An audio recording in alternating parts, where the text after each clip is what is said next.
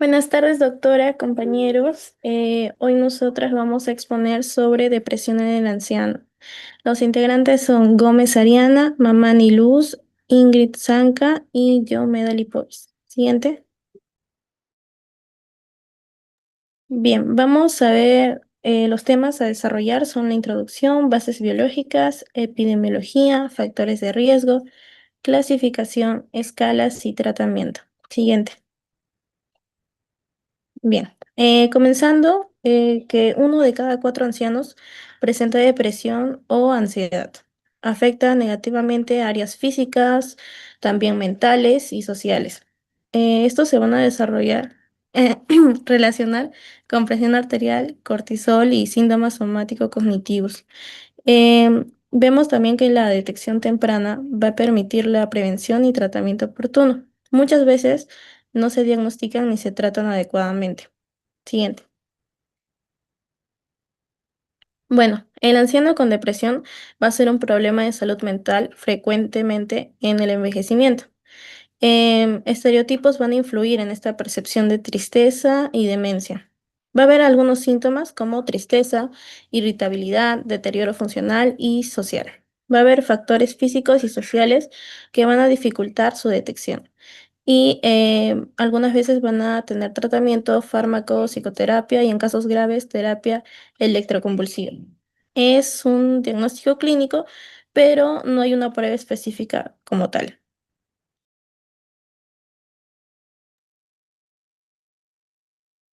Siguiente. Muy bien, vamos a continuar con las bases biológicas de depresión en el anciano, más que todo con la fisiopatología. En esto nos vamos a centrar en tres neurotransmisores que son los más relacionados, los cuales son la dopamina, serotonina y la noradrenalina. Tenemos las dos primeras catecolaminas, que son la dopamina y la noradrenalina. Ambas derivan del aminoácido tirosina. Lo más importante aquí es que su degradación, que va a ser por la MAO, va a disminuir la posibilidad sináptica, lo que va a reducir la transmisión nerviosa.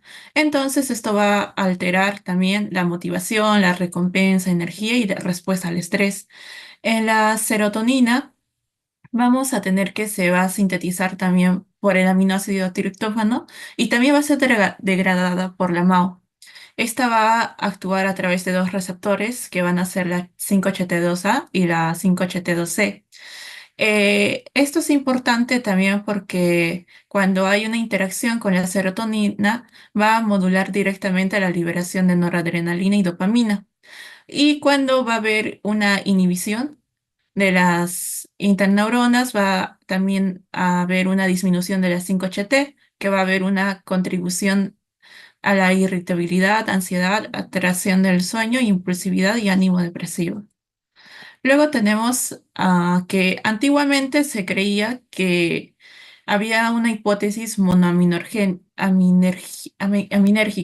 en la cual decía que si solamente actúa o hay algún cambio o alguna afectación en uno de estos neurotransmisores o en alguno de estos, es donde se va a realizar tal vez la depresión. Pero luego nos hemos dado cuenta, o también se ha desarrollado más estudios, que también va a estar relacionado no solamente con el neurotransmisor, sino también con sus receptores.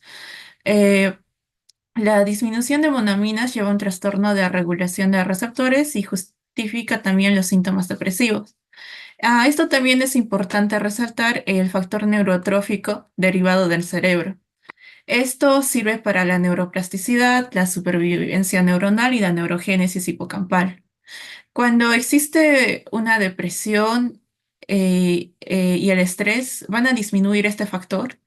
Y como van a disminuir el factor, también altera la plasticidad. Como altera la plasticidad, esto también causa como consecuencia la depresión, la ansiedad y demás. También sabemos que al menos farmacológicamente también actúan a través de estos neurotransmisores y se mejora también la neuroplasticidad. Luego tenemos las alteraciones genéticas, que tenemos como algo importante gen del transportador de la serotonina, que va a presentar un polimorfismo en el cromosoma 17, en el brazo largo, la parte 11.1, y que se va a describir en los alelos principales. Los portadores de alelo corto se presentan como una peor respuesta a los antidepresivos, va a haber mayor sintomatología depresiva y también puede haber eventos estresantes como un infarto cardíaco. Luego también se le antecede o también se le precede a una depresión vascular en el anciano. A la depresión vascular en el anciano se dice cuando el paciente puede tener un accidente cerebrovascular, o una cardiopatía isquémica. En aquí ya no solamente va a tener síntomas depresivos, también van a tener alteraciones cognitivas y van a haber hallazgos patológicos en las vías corticoestriadas talamocorticales. Van a haber dos hipótesis para la depresión vascular. La primera que nos dice que si hay presencia de los infartos lacunares en el lóbulo frontal y en cabeza del núcleo caudado. Y la segunda, donde nos dice que puede haber una presencia de lesiones hiperintensas en la sustancia blanca. Esto es más que todo si es que sobrepasa los 10 centímetros cuadrados, donde va a haber una alteración en la cognición.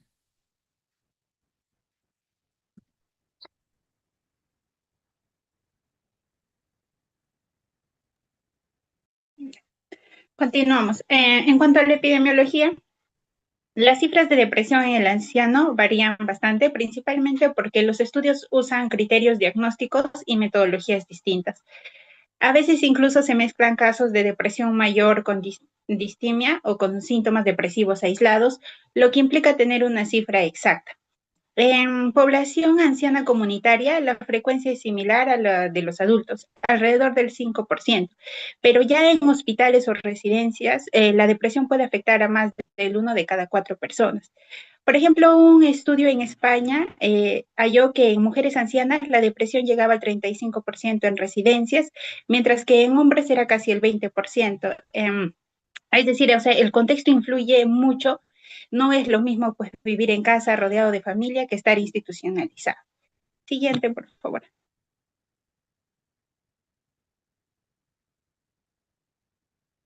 Ya.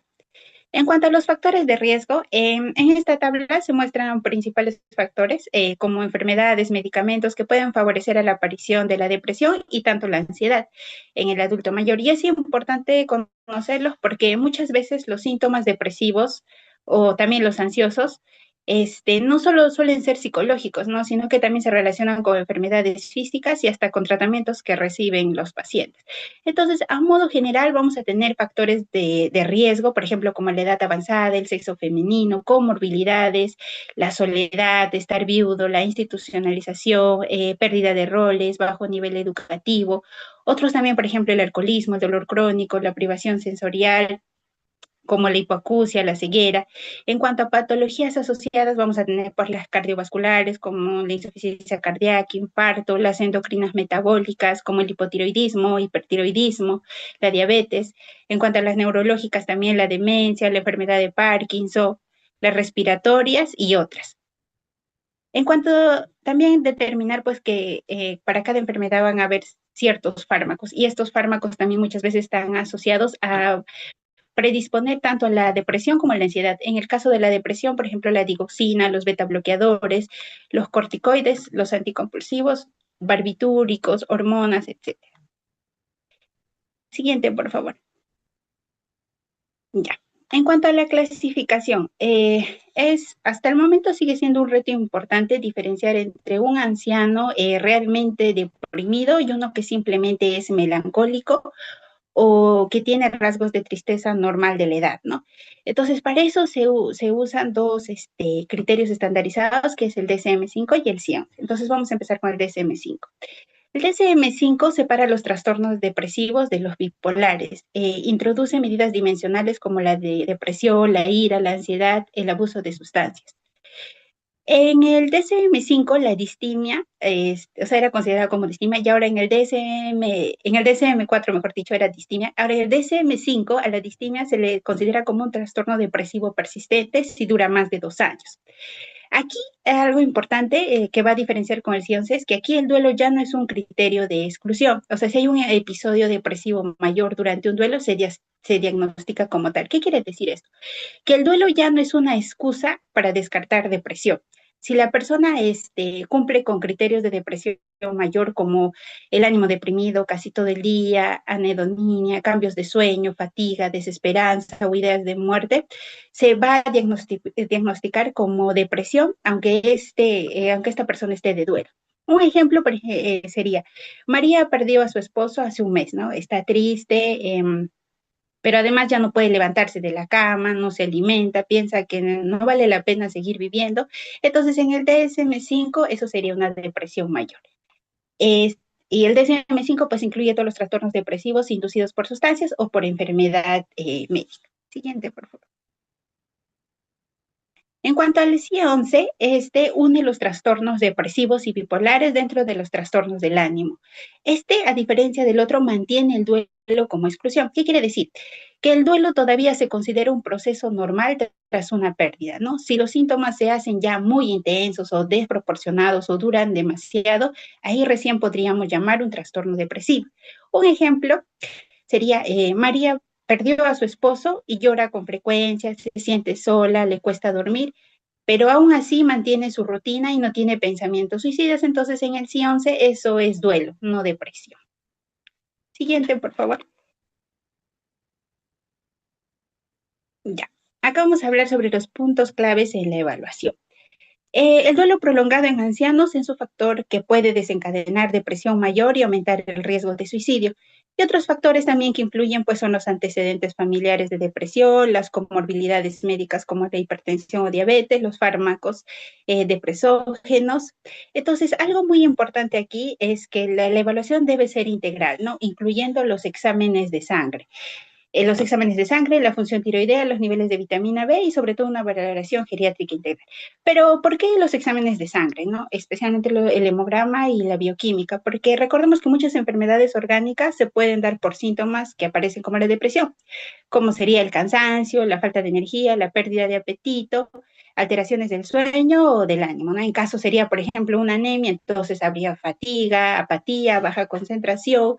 Por ejemplo, si habría una diabetes descompensada, habría también fatiga, pérdida de peso, ánimo depresivo. Entonces es bueno descartar causas médicas que puedan ser reversibles y que muchas veces atribuyen síntomas solo de la depresión.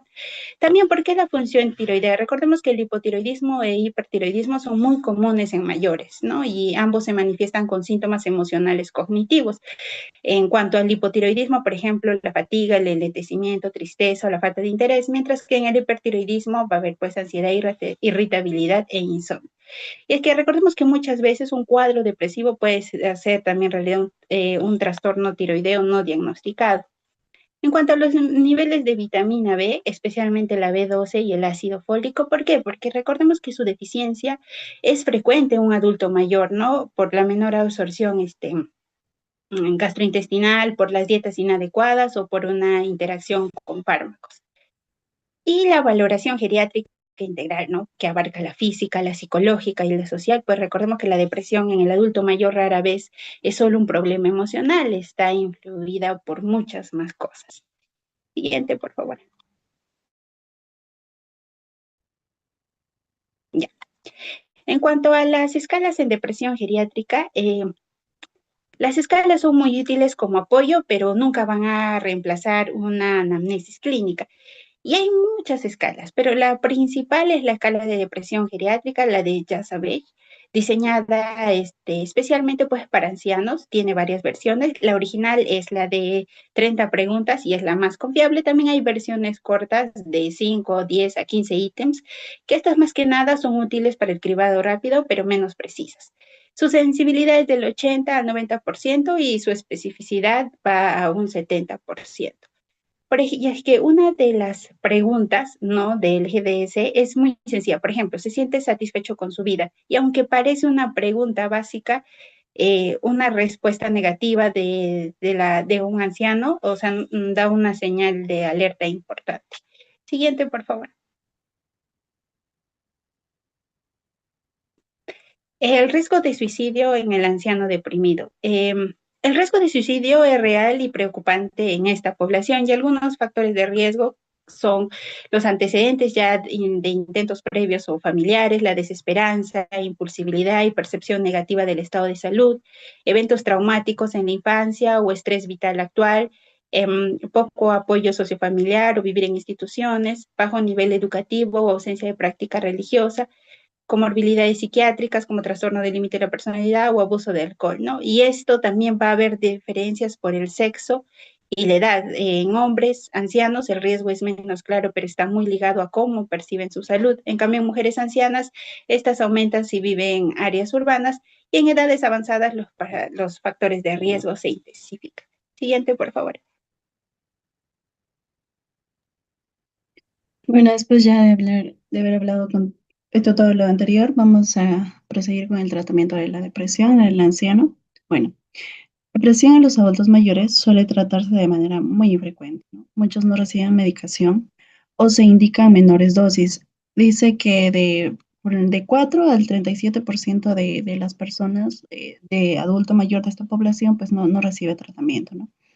Esto impacta negativamente el pronóstico porque no reciben tratamiento, ¿no? Y ahí justamente dice, solo un tercio mejora, otro tercio permanece deprimido y más del 20% de estos pacientes fallece en 2 años. Así es que la depresión es algo que sí deberíamos tener en cuenta, ¿no? Al momento de tratar.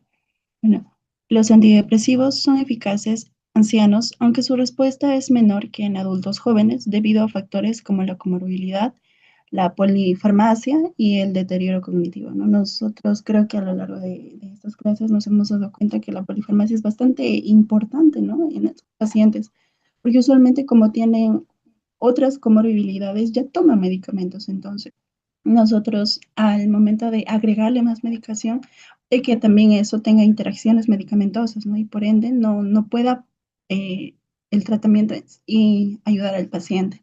Justamente el problema frecuente es el tratamiento inadecuado, ¿no? Porque sí, en el libro nos mencionaba que bien estos pacientes no son diagnosticados con depresión o no reciben las dosis adecuadas o los reciben por periodos demasiado breves.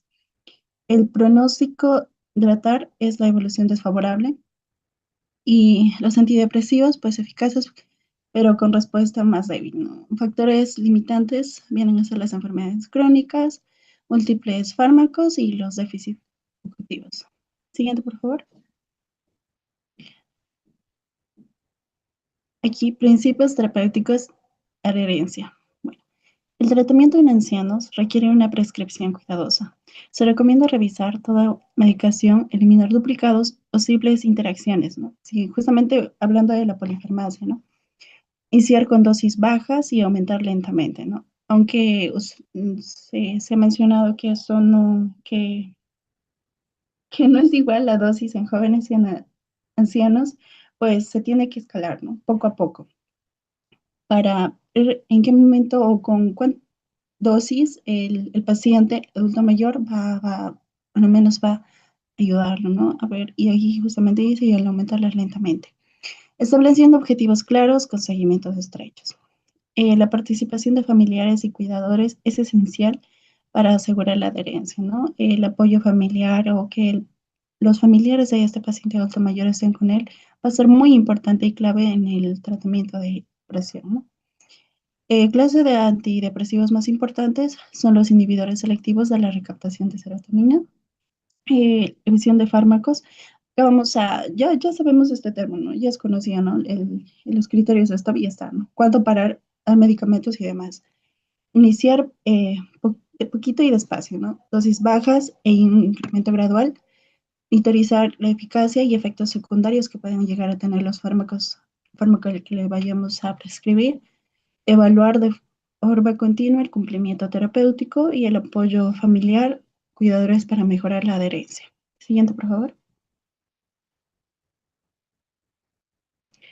Funciones terapéuticas y duración. Bueno, se ha hablado de los dadores, ¿no? Serotonina, estos que constituyen la primera línea en el tratamiento de la depresión geriátrica, desplazando a los tricíclicos por su mejor perfil de seguridad, ¿no?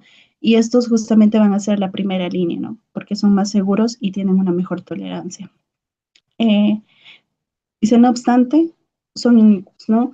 pueden causar interacciones, caídas, osteoporosis y alteraciones cardíacas, ¿no? Un prolongamiento del QT también podría ser, ¿no? Y se usan como alternativas, ¿no? También estos mismos se pueden usar como una segunda línea, ¿no? En el libro mencionaba que si es que nosotros le damos este fármaco y no mejora, podríamos cambiarlo por otro, pero de la misma familia. Bueno, el tratamiento debe mantenerse al menos un año y en casos recurrentes prolongarse de 2 a 3 años o incluso de por vida, ¿no? Y ahí tenemos los de primera línea, los alternativos, la psicoterapia indicada en casos leves y la duración, pues, era un año, ¿no? Y prolongado si hay recurrencias o episodios graves. Bien, por favor. Aquí pueden ver una tabla donde están solamente aquellos medicamentos, los efectos secundarios y las interacciones que podrían causar estos fármacos, ¿no? Y justamente dice evitar, ¿no? Cuando se les da algunos fármacos para que no haya interacciones. Está las dosis diarias. Acá en la leyenda, como pueden leer, se recomienda como primera línea de tratamiento, ¿no? Y se debe cambiar a otro de esta misma línea, ¿no? Y como ya se mencionó, pueden aparecer o asociarse, perdón, a caídas y a osteoporosis también. Siguiente. Aquí. Depresión resistente al tratamiento en el anciano. Hacemos en el caso de que por más tratamiento que le hayas dado, el paciente sigue deprimido, pues nos dice que en la población geriátrica la remisión completa solo alcanza un tercio de los pacientes. Uno de cada 3 pacientes solamente va a tener mejoría, ¿no? Los demás requieren estrategias adicionales y justamente vamos a hablar de eso. Las opciones iniciales son la titulación de antidepresivos hasta dosis plenas, ¿no? Por eso justamente se hablaba de escala, ¿no? Poco a poco. Un cambio de otro fármaco, y mismo lo menciona mismo o distinta clase. Otras alternativas como tratamientos no farmacológicos, ya se ha mencionado también, ¿no? Acerca de la importancia que tienen los tratamientos no farmacológicos. Lo farmacológico es importante, pero también puede ser de alguna u otra forma, ¿no? También combinarlos con estos. También se habla del litio como coadyuvante. El iprazol añadido antidepresivos puede aumentar la remisión también, ¿no? Y el uso simultáneo de varios antidepresivos se evidencia en geriatría, ¿no? Siguiente. Muy bien. La terapia sí, la terapia electroconvulsiva es una técnica eficaz y segura en la depresión grave resistente, aunque un persiste estigma, ¿no? Su aplicación es bajo anestesia y relajación muscular, lo que va a minimizar los riesgos, ¿no? Las indicaciones aquí están, son episodios depresivos graves o resistentes, presencia de síntomas psicóticos, riesgo de suicidio, necesidad de respuesta rápida, deterioro médico grave. Eficacia en ancianos, bueno, la tasa de respuesta es mayor al 60%. Con esto tienen una remisión más rápida y mayor que con fármacos, que solo con fármacos, ¿no? Con respecto a las contraindicaciones para este tratamiento, no hay contraindicaciones absolutas, pero hay riesgos relativos que podría causar una mayor presión intracraneal, cardiopatía grave, uso de molito, como ya lo había mencionado, ¿no? Y los efectos secundarios ahí están la amnesia transitoria, cefalea, confusión, euforia, alteraciones cognitivas, solamente leves o transitorios. Siguiente. Justamente hablábamos de las terapias de apoyo, ¿no? Y de los tratamientos no farmacológicos, y justamente ese podría ser parte de, ¿no? La psicoterapia y las técnicas de apoyo. Las intervenciones psicopéticas son un complemento clave al tratamiento farmacológico en el anciano. Su efectividad depende de gran medida del terapeuta. Justamente también acá podríamos hablar acerca de los familiares, ¿no? Del apoyo, de lo importante que es el acompañamiento de la familia aquí. Y acá menciona diferentes enfoques teóricos y técnicos, esto con respecto, ¿no? Al tipo de terapeuta que lo va a acompañar. Eficacia respaldada por estudios, que variable según técnica. Esto requiere, pues, entrenamiento formal del terapeuta, adherencia a manuales de tratamiento. Beneficio, pues, añade un efecto positivo al tratamiento farmacológico, favoreciendo la recuperación integral. Esto es como apoyo a la farmacología, ¿no? Siguiente.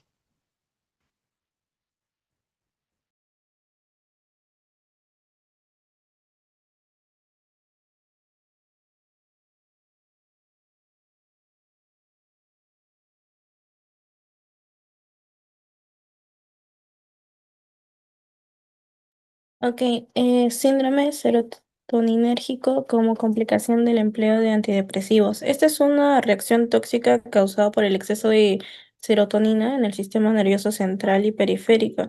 Va a ser una complicación grave del uso de antidepresivos, ¿no? SIRS, IMAO y otros fármacos que se le van a dar en este tratamiento al paciente.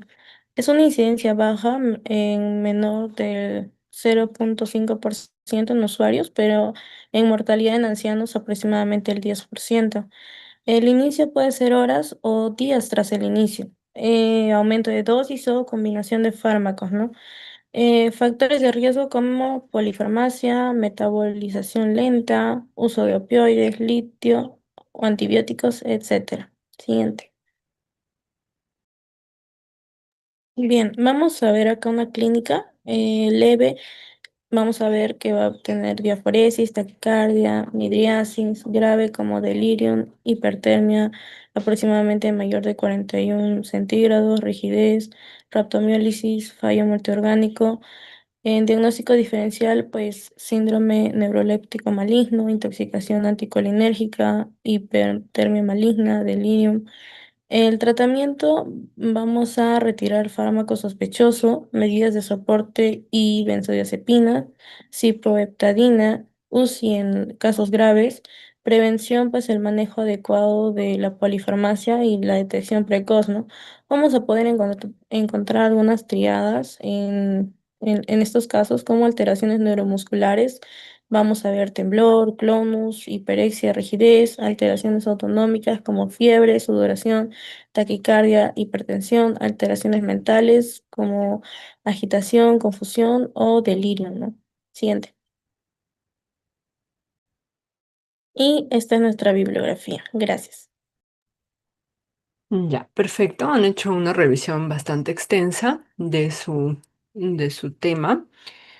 Uno, para tener ideas, fijar conceptos claves. Uno, la depresión en el adulto mayor no siempre se va a ver como lo es en una persona joven, con que vaya a decir me siento triste o me siento deprimido, no es lo más usual. Sí puede pasar que haya pacientes que lleguen y te digan sí, estoy deprimida, pero no es lo más común. Ya, normalmente los pacientes bajan de peso, hacen anedonia, pérdida de interés por las cosas que normalmente le gustaban, mm, generalmente tiende más tendencia al aislamiento, ese tipo de cosas. Entonces hay que estar observando mucho estos síntomas y no normalizarlos, porque muchas veces se cree o se pasan desapercibidos porque piensan que es parte normal del envejecimiento y no lo es. Se hacen un montón de exámenes, todo sale normal, no es la edad, no es necesariamente la edad, hay que tener mucho cuidado, la depresión es bien frecuente, ¿ya? Otro, a ver, a alguien que no sea del grupo, que quiera ganarse un punto, a ver.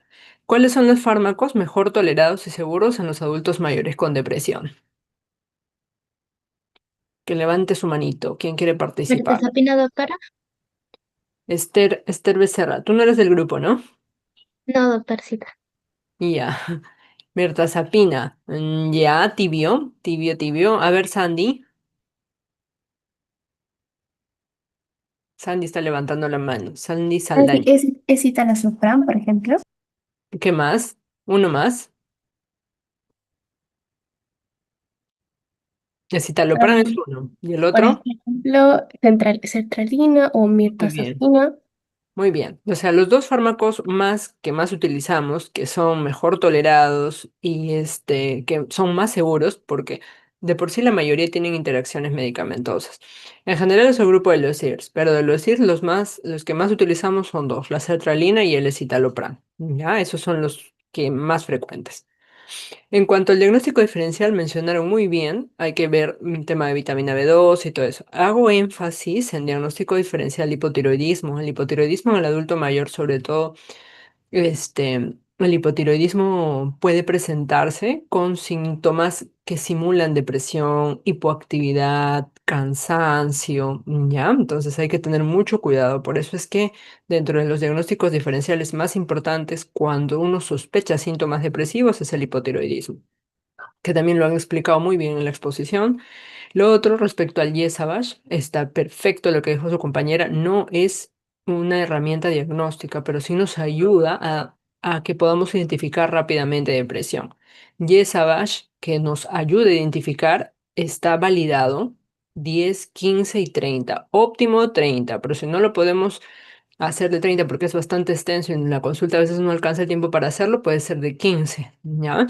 Los YESABASH que muchas veces van a ver en algunos hospitales donde rotan de 5 no es criterio diagnóstico. Puede servir como un screening rápido para ver a quiénes se les tiene que hacer un YESABASH más ampliado, pero no es criterio diagnóstico. Ya, eso tiene que quedar bien fijo, ¿ya? Lo otro concepto importante en el tratamiento, siempre como han explicado muy bien sus compañeras, las dosis son bajas y se van aumentando gradualmente hasta llegar a la dosis que mejor tolera el paciente. Si bien van a encontrar bibliografía que dice ya, sertralina puede ser hasta 100 miligramos al día. Hay pacientes que le das media sertralina para que inicien y hacen síntomas conductuales, hacen delirio. Entonces hay que empezar a veces desde un cuarto. ¿De qué depende mucho? También si el paciente toma varios medicamentos y también el peso del paciente. Hay pacientes con depresión, hiporexia, con signos de desnutrición que pesan 40, 45 kilos. Y entonces no les vamos a dar una sertralina porque probablemente tengan los efectos secundarios. Entonces en los adultos mayores hay que ver mucho el tema del peso para el fármaco y sobre todo el tema de la función renal. ¿Ya? Y lo otro importante es en cuanto al tratamiento. Sus compañeras lo han explicado muy bien, pero quiero hacerles énfasis en algo. No basta con que yo escoja el mejor medicamento. Ya, perfecto, escogí el citalopram, el paciente lo empezó a tomar, lo tolera bien. Listo, 3 meses y ya, señora. Luego en 3 meses nos vemos para evaluarla. No. Si no hay buen soporte familiar y no hay terapia psicológica, no funciona el tratamiento medicamentoso. Entonces, no hay que simplemente indicar el medicamento. Son las tres cosas: fármaco, soporte familiar y terapia psicológica. Si las tres cosas van de la mano, créanme que va a haber muy buenos resultados. Pero si solo tenemos fármaco, soporte familiar, pero no hay terapia psicológica, los resultados pueden ser parciales. Entonces, mejor éxito, mejor resultado, las tres cosas de la mano. ¿Ya? Ya, muy bien, perfecto, chicas. Muy buena su revisión. A ver, el último grupo, que es el de insomnio.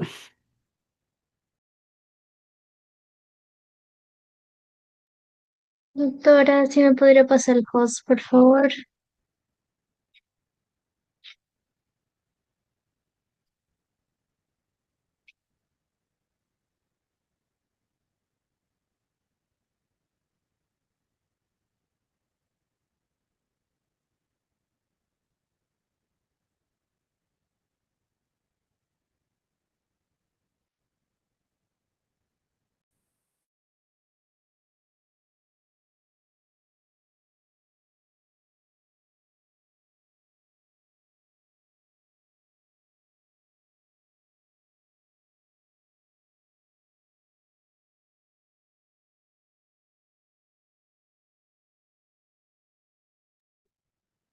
Bien.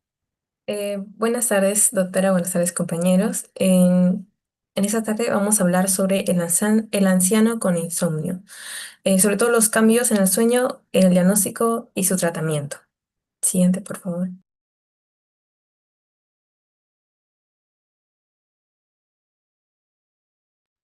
Bien, vamos a empezar hablando sobre la importancia del sueño en el anciano. Se ha visto que la mayoría de ancianos, tanto el 40 al 70% aproximadamente, presentan problemas crónicos en el sueño. Y de estos, el 20 a 40% presentan insomnio como tal. Y se ha visto también que no solo es la disminución en las horas que el anciano duerme en las noches, sino es la eficiencia. No llega a una eficiencia del 100% de sueño recuperador en el adulto mayor, sino es menos eficaz ese sueño recuperador. Pero la importancia del sueño está en que esto predispone un riesgo de mortalidad duplicado, ¿no? Se duplica el riesgo de mortalidad. Entre la percepción subjetiva del sueño, hasta el 50% de los pacientes adultos mayores refieren tener un sueño poco recuperador. Y eso se puede relacionar al eficiente estado de salud, a la alta carga de enfermedad, pero también a un factor social, que posteriormente lo voy a explicar.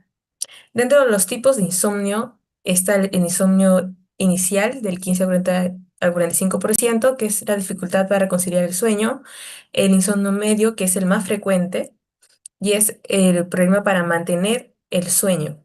Y el posterior es el insomnio tardío, que es despertar muy temprano en la mañana y no poder volver a dormir. Todo esto causa que el sueño en el adulto mayor sea, fisiológicamente, sea más fragmentado. Sin embargo, luego vamos a explicar cómo se diferencia del insomnio fisiológico dentro del adulto mayor con la diferencia del insomnio patológico, tal como un síndrome geriátrico. Bien, como les había dicho, el factor social tiene mucha influencia en las horas del sueño del adulto mayor. Y esto se ve en que hay menos calidad del sueño recuperador por los mayores despertares durante la noche y no puede mantener el sueño en el insomnio medio. Además que esto también afecta a la somnolencia diurna porque al tener menos horas de sueño y no tener un sueño recuperador o eficiente, bueno, las personas adultas mayores al día siguiente tienden a quedarse dormido, tomar siestas, pero más afecta a las personas que son jubiladas o que no practican am, alguna actividad que los mantenga siempre dentro de las relaciones sociales. Pero también influye la alta carga de enfermedades que hace que la persona sea más, tienda a dormir o tomar horas de siesta durante el día. Siguiente.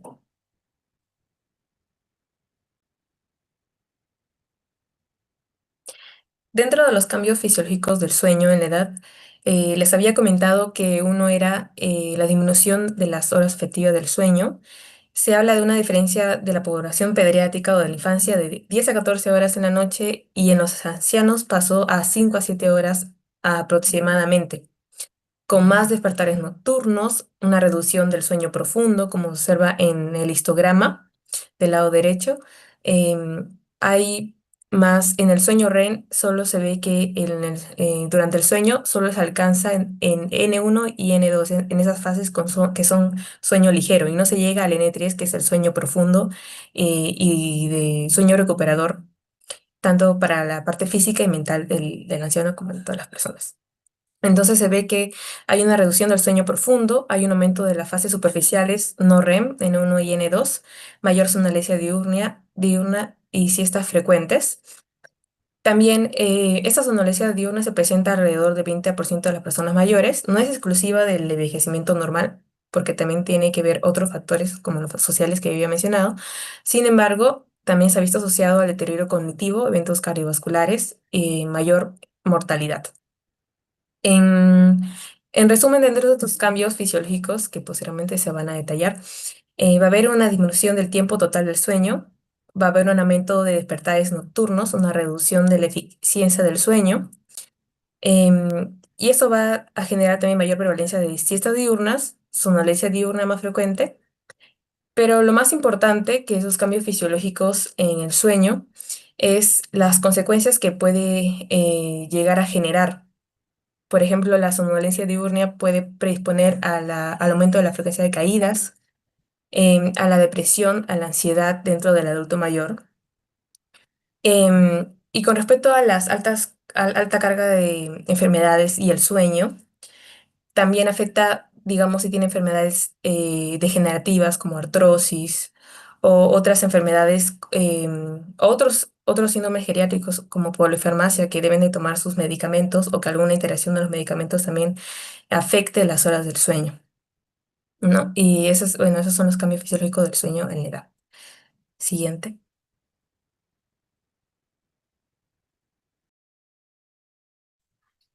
Continuando con el ciclo circadiano y la homeostasis, es importante recalcar que hay diferencias en los adultos mayores y jóvenes, ¿no?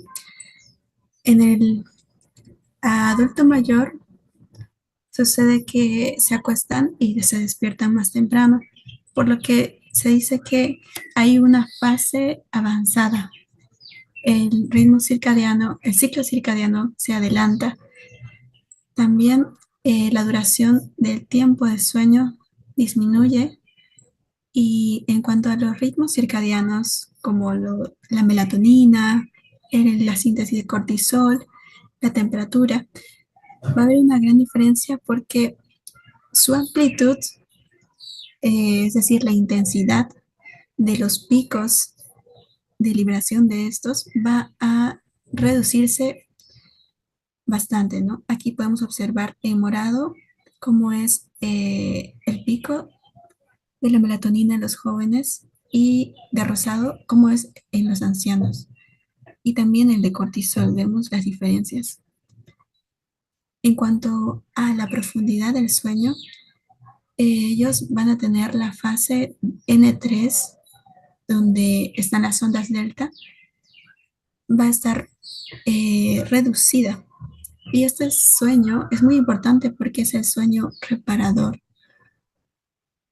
También en los adultos mayores va a presentarse más, como mencionó mi compañera, despertares nocturnos más frecuentes, siestas diurnas y el hecho de que la amplitud, eh, la amplitud sea reducida, va a hacer que su ciclo circadiano sea más susceptible a los cambios exteriores. Cuando ellos vayan de viaje o quizá trabajen en algunas guardias, van a demorar más tiempo en adaptarse a estos cambios. En cuanto a la presión de sueño, la presión de sueño es esa necesidad que tenemos cuando permanecemos mucho tiempo despiertos. En los jóvenes, esa presión de sueño es alta y se va acumulando tras la vigilia prolongada. Pero en los adultos mayores, esta va a disminuir. Entonces, les va a dar menos sueño.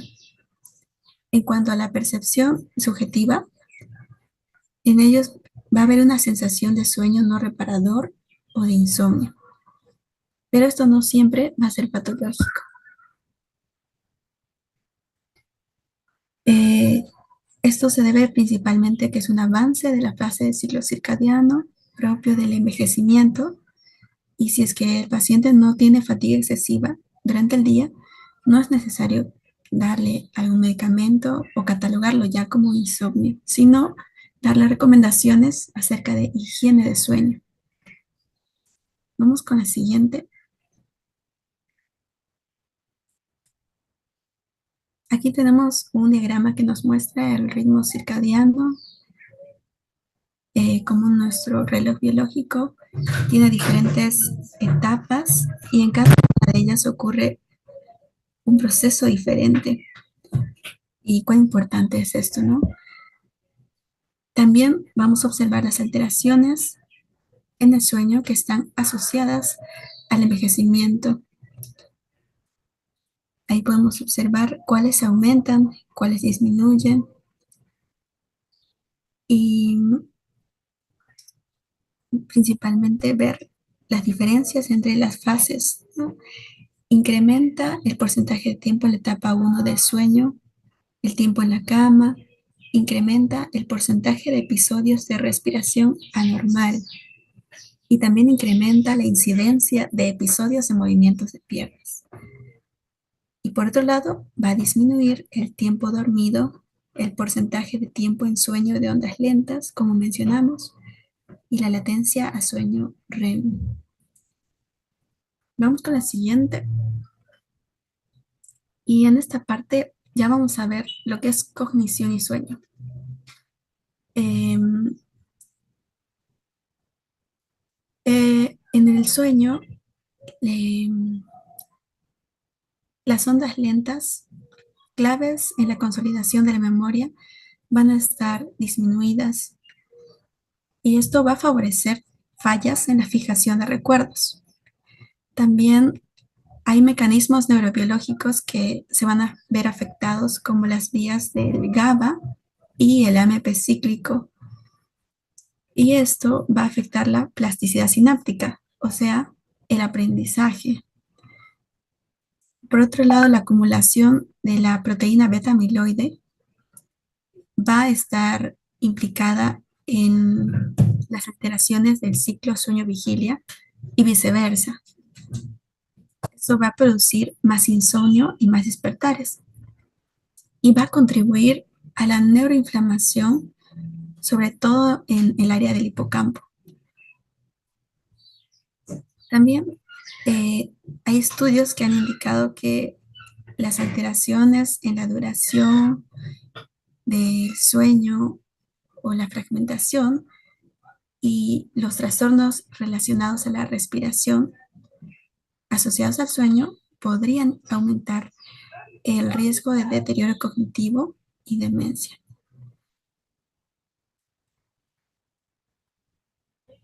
Entonces, el mal sueño es no solo un síntoma del envejecimiento, sino también un factor de riesgo activo que acelera la degeneración neuronal.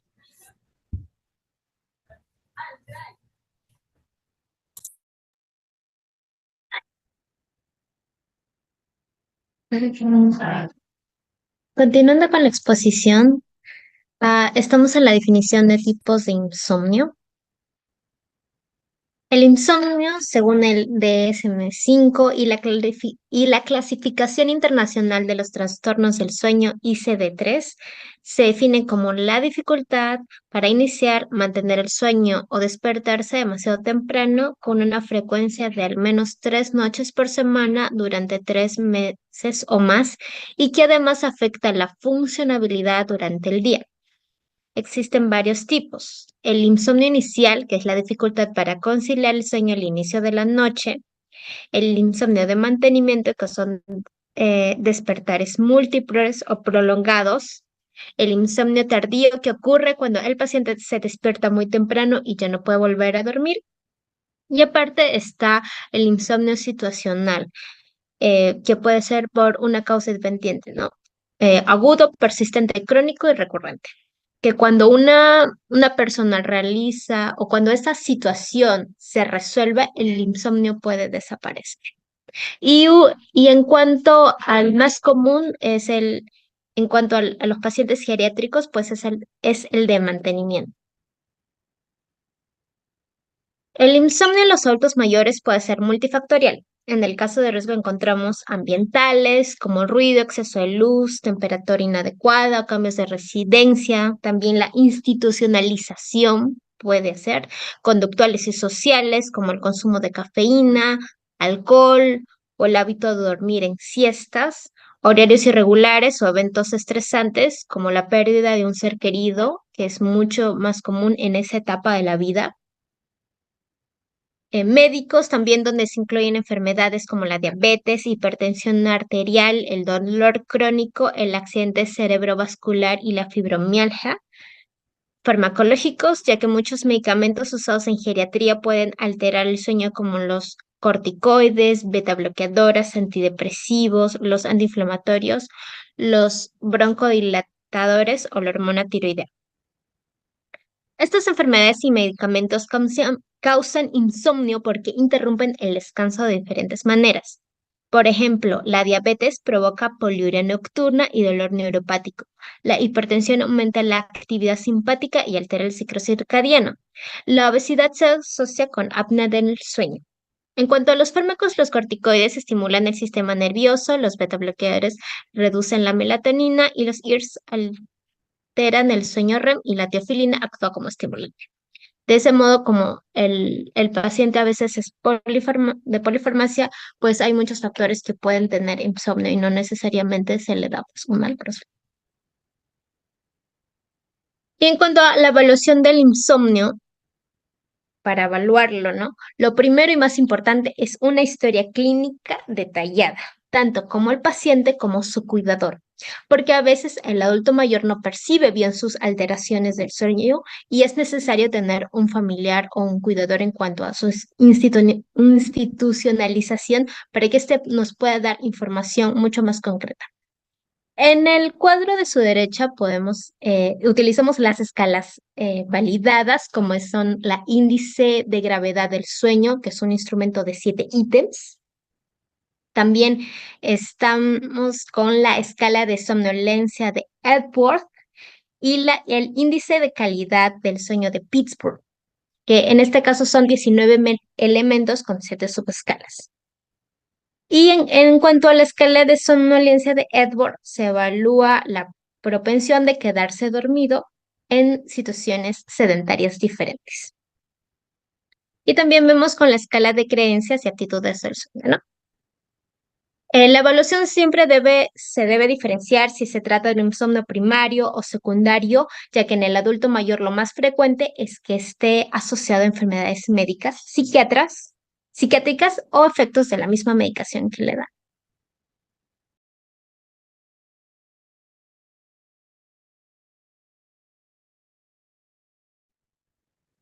Muy bien, vamos a ver que va a existir un tratamiento para lo que es el insomnio.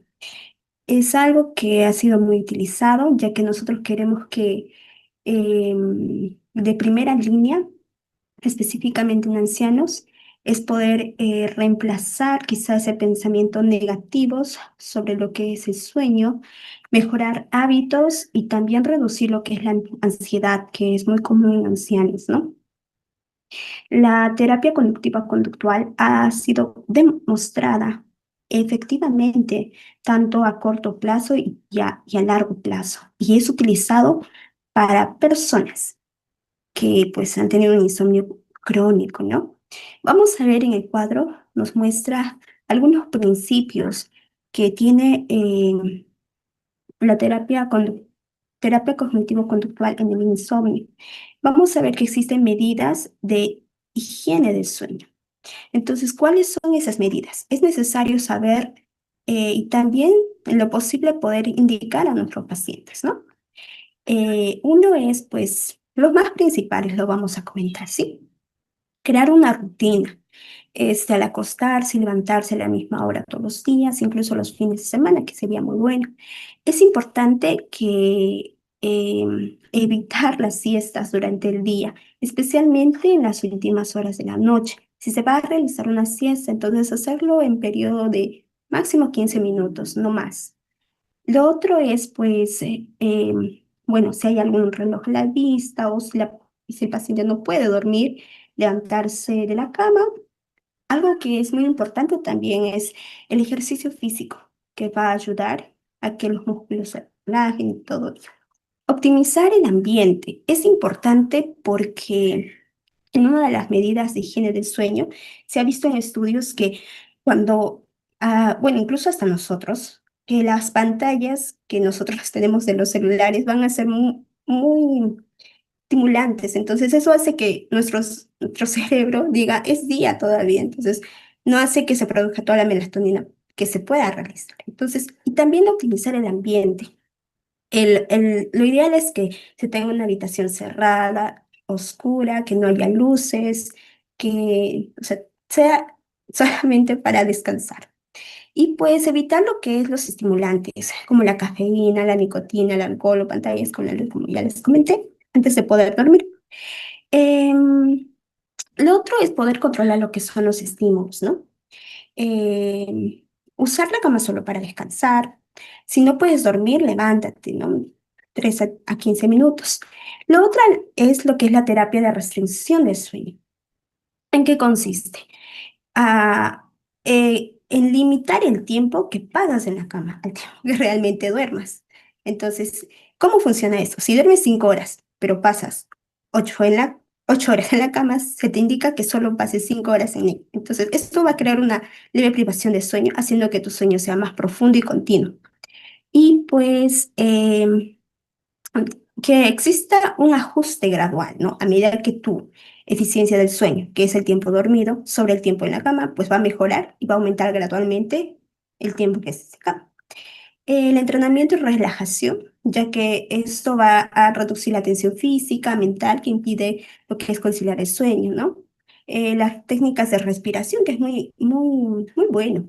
Y los mindfulness, que son más que todo enfocarse en el presente sin juzgar los pensamientos que pueden aparecer. Y por último, la terapia cognitiva. Esto va a enfocarse más a identificar y cambiar los pensamientos, tanto creencias negativas sobre el sueño que va a generan ansiedad. Em, bueno, siguiente, por favor. Vamos a ver. eh, bueno, si es que por ahora no se logra, con todo lo que hemos mostrado, no se logra tener un descanso adecuado, entonces vamos a entrar a lo que es el tratamiento farmacológico. Solo si falla el manejo no farmacológico y pues usar lo ideal es bajas dosis y por un corto tiempo. Ojo, es importante, como estamos tratando ya y hablando a pacientes geriátricos, es importante poder revisar lo que es la polifarmacia que el paciente y los adultos mayores pues van a consumir bastantes fármacos, ¿no? Lo otro es elegir el metabolismo correcto. Uno de los fármacos que son muy buenos es el temazepam, que esta va a tener un metabolismo de fase 2. Entonces, lo otro es evaluar el riesgo y beneficio. Cuán bueno puede hacer el paciente, ¿no? Entonces, no olvidar que también bueno, se usa, ¿no? En Perú bastante lo que son las benzodiazepinas, que son más comunes usados, como es el clonazepam, el trialzolam, que están ampliamente disponibles, pero lamentablemente, bueno, está siendo consumo, pero lo ideal es que se tome lo que es el temazepam, que es más usado. Pero claro, tiene sus efectos adversos también. Em, Vamos a ver, siguiente, por favor. Bueno, vamos a ver que existen consecuencias del insomnio. Uno es, pues, el deterioro cognitivo y la atención. Mi compañera lo explicó, cuáles son los beneficios del descanso. Ayuda a poder, el descanso en sí es como una grabadora, ¿no? Si nosotros estudiamos todo el día, el descanso que hacemos, pues hace que todo lo que hemos aprendido, pues, se memorice, o sea, sea muy bueno. Entonces, uno de ellos es el deterioro cognitivo y a la atención. Y esto, pues, aparte va a traer algunas patologías, como es el accidente cerebrovascular, el cáncer, las cardiopatías, lamentablemente los suicidios y también riesgo de caídas. Y pues va a afectar lo que es la calidad de vida y aumentar a mayor costos de salud. Siguiente, por favor.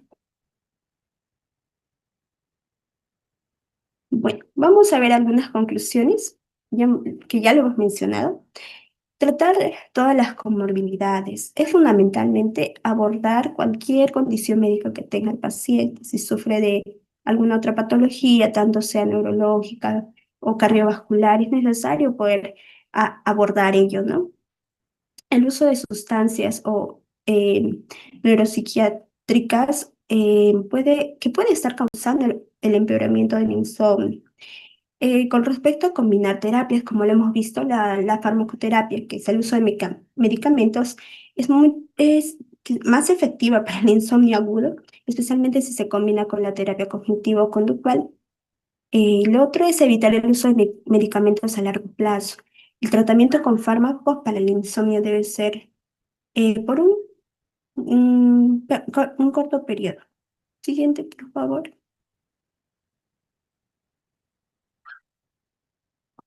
Bueno, aquí hablamos ya lo que es qué medicamentos está tomando el paciente. Siempre se debe evaluar la lista completa, como siempre la doctora nos menciona, que toma el paciente, incluyendo los productos naturistas que podrían ser la causa de insomnio. Algunos toman café y otros, ¿no? Educar sobre el higiene del sueño y usar medicamentos con mucha precaución, ¿sí? Si es necesario recetar, se debe tratar con fármacos de vida media corta, intermedio, administrar solo por un tiempo breve. Eh, Ok, se deben evitar específicamente las benzodiazepinas y los hipnóticos no benzodiazepínicos debido a sus riesgos en adultos mayores. El paciente va a tener riesgo. Siguiente, por favor. Bueno, Entonces, con eso terminamos. Esa es nuestra bibliografía. Siguiente, por favor. Y creo que todavía. Bueno, eso sería todo. Gracias. Muy bien, chicas, muy buena su revisión, bien concisa. Han abordado realmente lo más importante del insomnio, ¿no?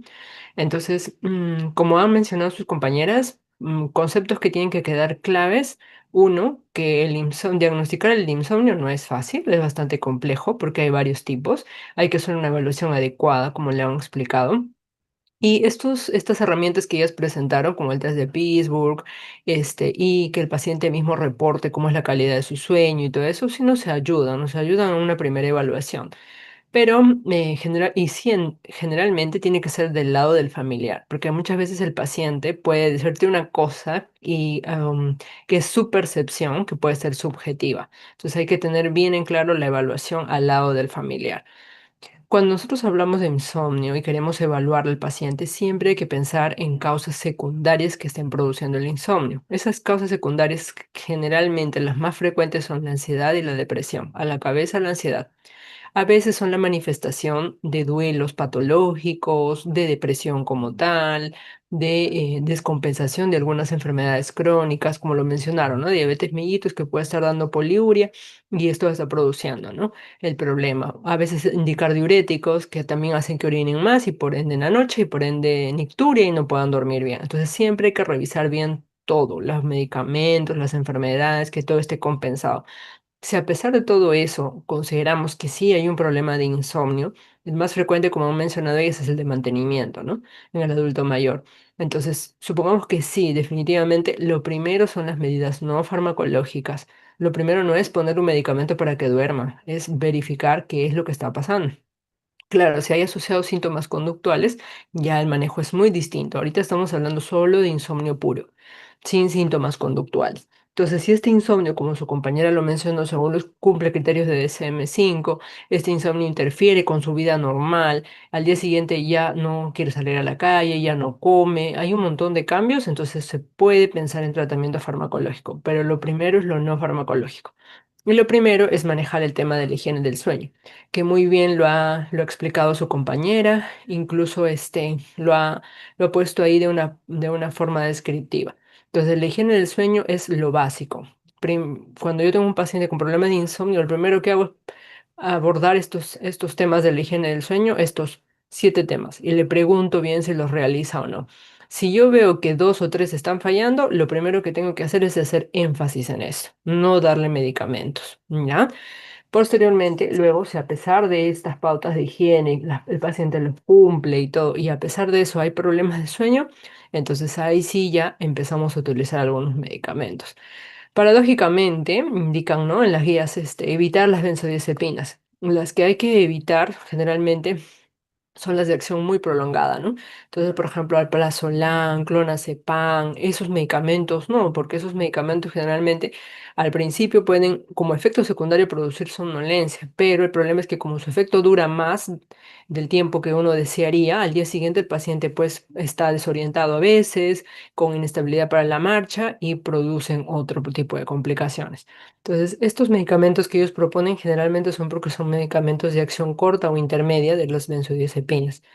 Idealmente de fármaco, generalmente utilizamos inductores de sueño o también podemos utilizar Solpidem, los fármacos Z, que igual, como dice la guía, se utilizan por tiempos cortos, mientras yo voy educando al paciente y a la familia en higiene del sueño. Todo el tiempo es higiene del sueño, ¿ya?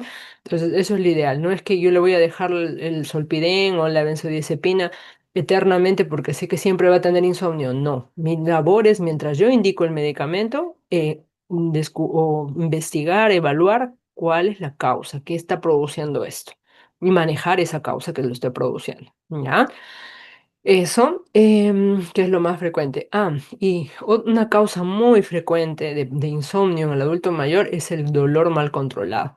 Entonces, es importantísimo. Los pacientes, la mayoría de ellos tienen problemas de poliartrosis o poliartritis. Entonces, a veces tienen medicamentos analgésicos, antiinflamatorios, de que están en la primera escalera analgésica, ¿no? Que a veces no son suficientes para manejar su dolor. Entonces no hay que tener miedo y hay que dar el fármaco o el analgésico que ellos necesiten. ¿Ya? Entonces, eso es importante respecto al tema del insomnio. ¿Ya? Muy bien, chicos, muy bien, han enfocado muy bien el tema. Entonces, de todo lo que hemos hablado hoy, de las cosas que les he dicho que son como que los puntos claves, es justamente respecto a eso que tienen que ser conceptos que tienen que quedar fijos y respecto a eso es el examen. Ya no les voy a preguntar cosas muy rebuscadas ni criterios muy rebuscados, sino en lo que he hecho énfasis en todo este tiempo que les he estado explicando. Bueno, falta una clase más que es el miércoles, que también es virtual, que la haremos a las 6 de la tarde, y ahí solo son 3 grupos, y ahí acabaríamos los síndromes geriátricos. Y después de eso tendrían su examen, igual yo lo voy a ya estar haciendo para que lo puedan hacer pronto de repente, o ya ustedes coordinan con la señorita de la parte académica, con la coordinadora académica, ¿ya? Entonces, ¿alguna pregunta? ¿Algo? Doctora, una consulta. Bien. Si el insomnio es Ujú, secundario a una causa de ujú, depresión, por ejemplo, una amiga, ujú, bueno, una amiga de mi mamá, ujú, ya, desde que su hija falleció ujú, hace unos 4 años, me comenta que tiene mucha dificultad para conciliar el sueño. Y yo le ujú, hablé de todo eso, ¿no? Sobre salud del sueño, no tomar ujú, agua, no estar con... Pero me comenta que aún así se le dificulta. ujú. En todos los casos, si la salud del sueño no funciona, ¿pasaríamos a los fármacos o qué paso podríamos utilizar? Ya, mira, como les estoy explicando, o sea, siempre lo ideal, incluso, o sea, lo ideal siempre es empezar con higiene del sueño, pero paralelamente a eso, uno tiene que investigar cuál es la causa probable del insomnio, porque si solo indicamos higiene del sueño, pero no manejamos la causa, no vamos a tener mucha respuesta. Si hay una persona que tiene problemas de insomnio posterior a un duelo, lo más probable es que puedan ser problemas depresivos, que como les lo hemos visto ahora, a veces no se manifiestan con llanto, con me siento triste, no, sino con cambios en cosas de su vida normal. Entonces, ¿qué es lo ideal siempre? Evaluar a estos pacientes, ¿no? Evaluar si tienen enfermedades crónicas, qué otra cosa podría estar produciendo el insomnio. Si vemos que la enfermedad crónica bien controlada, buena higiene del sueño, no hay fármacos que potencialmente estén produciendo insomnio.